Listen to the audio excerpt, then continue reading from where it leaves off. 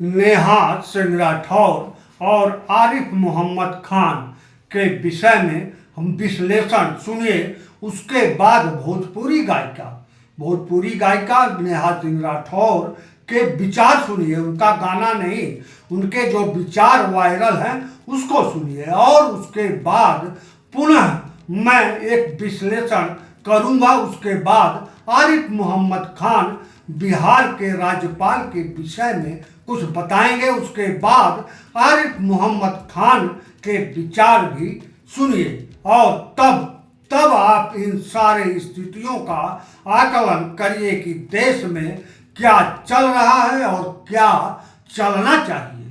नेहा सिंह राठौर और आरिफ मोहम्मद खान, कला बनाम सत्ता का द्वैत चेहरा। भारत जैसे विविधतापूर्ण देश में जहां अभिव्यक्ति की स्वतंत्रता और सत्ता की जिम्मेदारी दोनों का वजूद है, वहीं कुछ व्यक्तित्व ऐसे भी होते हैं जो इन दोनों छोरों का प्रतिनिधित्व करते हैं। एक तरफ नेहा सिंह राठौर हैं, जो जनमानस की आवाज को गीतों में पिरोती हैं, और दूसरी ओर आरिफ मोहम्मद खान हैं, जो संविधान की गरिमा को राज्यपाल पद के माध्यम से साधते हैं। नेहा सिंह राठौर भोजपुरी लोक गायिका हैं, लेकिन उनका कद किसी सामान्य गायिका से कहीं ऊपर है। वे अपने गीतों में सामाजिक विडंबनाओं, प्रशासनिक असफलताओं और सत्ता की पोल खोलती निडर शैली के लिए जानी जाती हैं। यूपी में काबा जैसे गीतों से उन्होंने न सिर्फ भोजपुरी श्रोताओं को झकझोरा बल्कि राष्ट्रीय विमर्श में भी जगह बनाई। नेहा के गीत आम आदमी की तकलीफों को मंच देते हैं, कभी किसान की हालत, कभी दंगा फसाद तो कभी बेरोजगारी। नेहा सिंह राठौर ठेठ देसी बोली में ऐसी बातें कह देती हैं जो बड़े पत्रकार नहीं कह पाते। सत्ता द्वारा एफआईआर, पूछताछ, ट्रोलिंग सबके बावजूद नेहा पीछे नहीं हटती, बल्कि हर बार और पैना जवाब देती हैं। नेहा सिंह राठौर पर कई बार उन पर यह आरोप लगता है कि वे केवल एक खास राजनीतिक विचारधारा को ही निशाना बनाती हैं। नेहा की तीखी शैली उन्हें ट्रोल और विवादों का केंद्र बना देती है, जिससे मूल संदेश धुंधला हो सकता है। आरिफ मोहम्मद खान भारतीय राजनीति के उन चंद चेहरों में हैं, जिन्होंने समय समय पर विचारधाराओं से टकराकर अपनी अलग राह बनाई। शाहबानो केस में कांग्रेस का विरोध हो या यूनिफॉर्म सिविल कोड की हिमायत, उन्होंने हमेशा साफगोई से अपनी बात रखी। अब बतौर बिहार के राज्यपाल वे संवैधानिक मर्यादाओं और प्रशासनिक संतुलन का प्रतिनिधित्व करते हैं।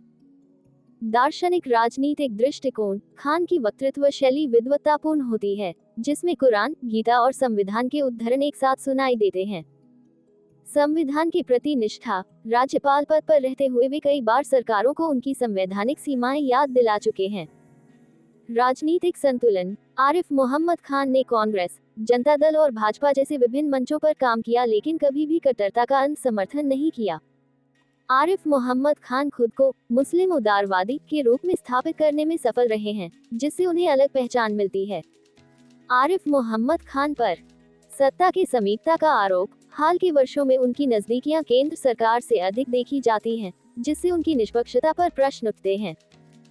सक्रियता बनाम सीमाएं, राज्यपाल जैसे पद पर अधिक मुखर होना कई बार विवाद को जन्म देता है, खासकर तब जब वो निर्वाचित सरकारों से टकराव में आए। कुल मिलाकर नेहा सिंह राठौर और आरिफ मोहम्मद खान दोनों अपने अपने क्षेत्र में विचार की स्वतंत्रता के प्रतीक हैं।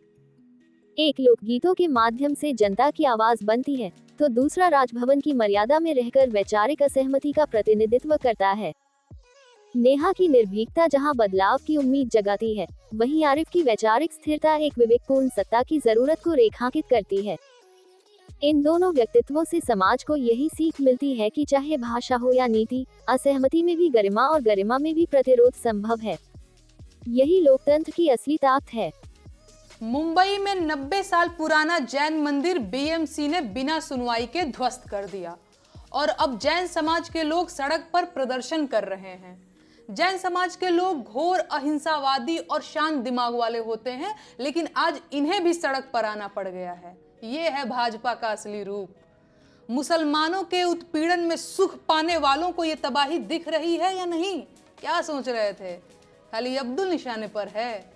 अरे आपको तो उसी दिन समझ जाना चाहिए था जिस दिन इन लोगों ने बनारस को स्मार्ट सिटी बनाने के नाम पर उसकी प्राचीनता को नष्ट किया था। अरे आप ना समझ हैं जो इनको हिंदुओं का हितैषी समझते रहे। जिन लोगों का मकसद ही तबाही और लूट हो, उनसे कभी किसी का फायदा नहीं हो सकता। अरे आपको तो उसी दिन समझ जाना चाहिए था जिस दिन इन लोगों ने अयोध्या में फौज की जमीनों को अपने अमीर दोस्तों में रेवड़ियों की तरह बांट दी थी। आपको क्या लगा था ये लोग देशभक्त हैं? ये लोग हिंदुस्तान को बेचने पर तुले हुए हैं, जिसके लिए इन्हें सबसे पहले हिंदुस्तानियत को खत्म करना पड़ेगा। और ये लोग वही कर रहे हैं। सबको आपस में लड़ा दो, फिर बारी बारी से सबको पीटो। जी हाँ, इस देश में एक बार फिर से डिवाइड एंड रूल किया जा रहा है और हम लोग दोबारा इन काले अंग्रेजों के गुलाम बनने वाले हैं। अभी भी वक्त है, संभल जाइए। इन फर्जी राष्ट्रवादियों और जहर खुरानों को पहचान लीजिए। नफरत का नशा कराकर ये आपका देश लूटने आए हैं। अपना देश बचा लीजिए, अपना हिंदुस्तान बचा लीजिए, अपनी हिंदुस्तानियत बचा लीजिए। नेहा सिंह राठौर के विचार सुने। यह सोशल मीडिया पर इनका विचार वायरल है। सबसे बड़ी बात कि इन्होंने इसमें भाजपा के क्रियाकलापों से देशवासियों को आगाह किया है और बता रही हैं कि भाजपा की नीति डिवाइड एंड रूल यानी फूट डालो राज करो वाला चल रहा है। इन्होंने उदाहरण दिया है कि काशी में पुरातत्व मंदिरों को भाजपा ने स्मार्ट सिटी के नाम पर जमींदोज कर दिया। इसी तरह मुंबई में जैन धर्म के अनुयायियों का मंदिर धराशाही किया जा रहा है।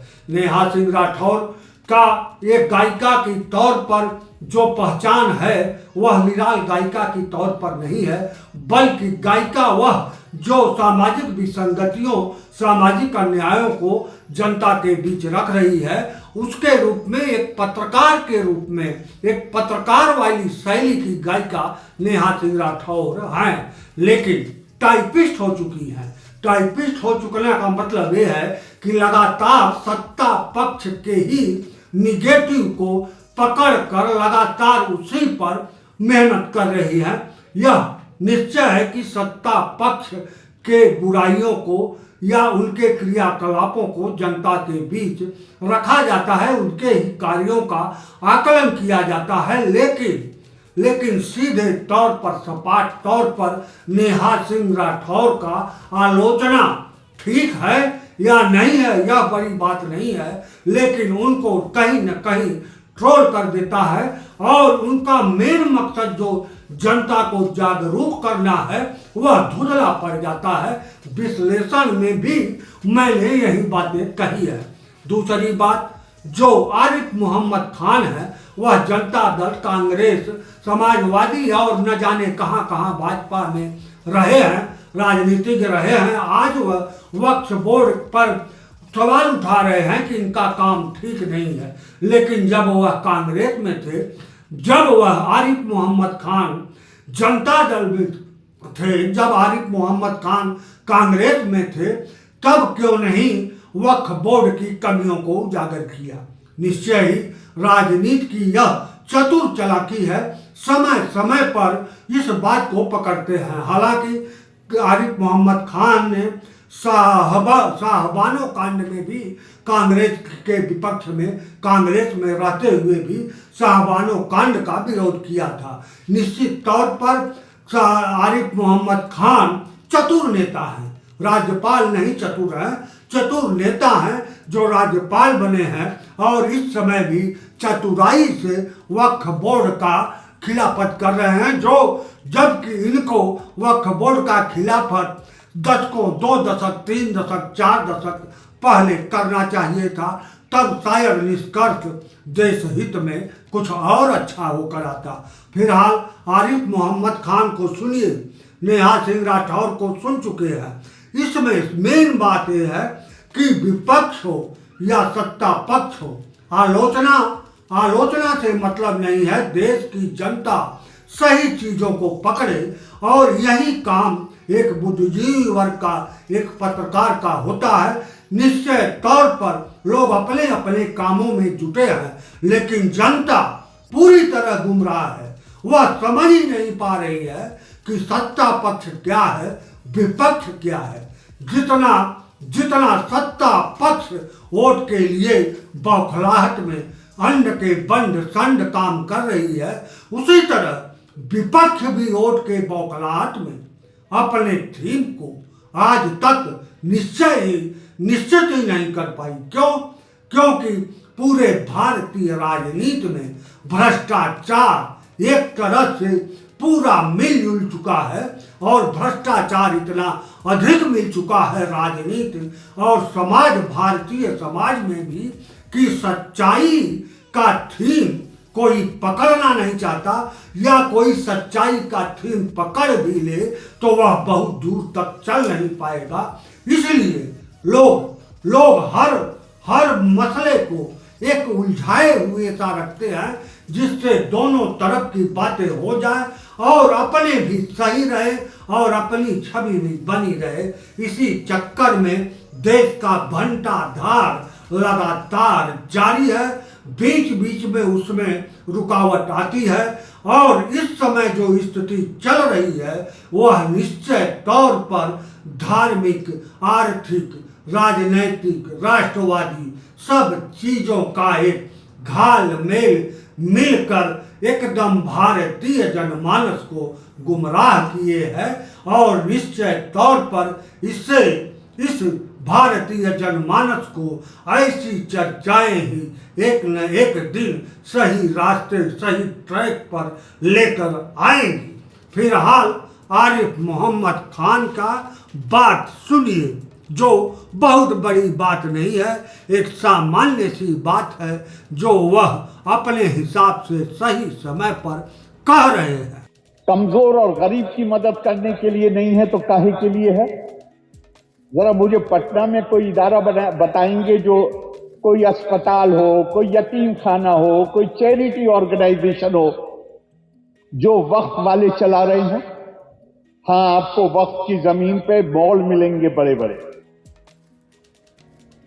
आपको वक्फ की जमीन पर रेजिडेंशियल फ्लैट मिलेंगे बड़े बड़े, बाजार मिलेंगे, कॉमर्शियल बिल्डिंग्स मिलेंगी।